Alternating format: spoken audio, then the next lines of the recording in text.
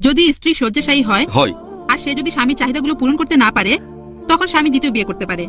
অন্যদিকে স্বামী অসুস্থ আর স্ত্রীর চাহিদা পূরণ করতে পারে না, তখন সেই স্ত্রী কি করতে পারে? বোন খুব সুন্দর প্রশ্ন করেছেন। যদি কারো স্ত্রী শয্যাশায়ী হয়, যদি স্ত্রী দায়িত্ব পালন করতে না পারে, চাহিদা মেটাতে না পারে, তখন স্বামী আরেকজন মহিলাকে বিয়ে করতে পারেন। তবে এর উল্টোটা, যদি স্বামী শয্যাশায়ী হয়, স্ত্রী নতুন স্বামী গ্রহণ করতে পারবে না কেন?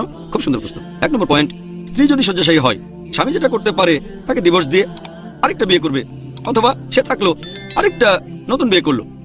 এখানে সবাই বলবে যে দ্বিতীয় অপশনটা বেশি ভালো। অন্যদিকে যদি স্বামী শয্যাশায়ী হয়ে পড়ে থাকে, যদি স্বামীর দায়িত্ব পালন করতে না পারে, চাহিদা মেটাতে না পারে, এখানে স্ত্রী যেটা করতে পারেন, হয় তিনি স্বামীর সাথেই থাকবেন, নয়তো ডিভোর্স দেবেন। কেন?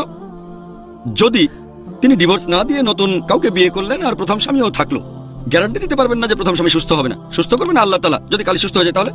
তাই অপশন হলো হয় স্বামীর সাথেই থাকবেন, নিজের চাহিদা ত্যাগ করেন, অথবা ডিভোর্স দেন। আশা করি উত্তরটা পেয়েছেন।